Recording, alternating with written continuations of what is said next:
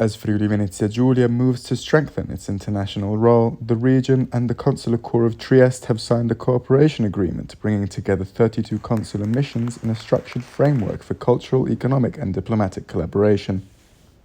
Vogliamo creare progettualità insieme, o meglio migliorare la progettualità che svolgiamo insieme, perché i rapporti internazionali per il Friuli Venezia Giulia sono strategici per lo sviluppo e le prospettive della nostra regione,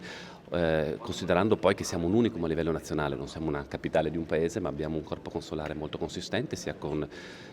consolati generali che con consolati generali d'onore, sia con consoli d'onore che riescono ovviamente a rappresentare il loro paese, ma anche a rappresentare la nostra regione nel loro paese. This agreement has to be considered as a framework inside which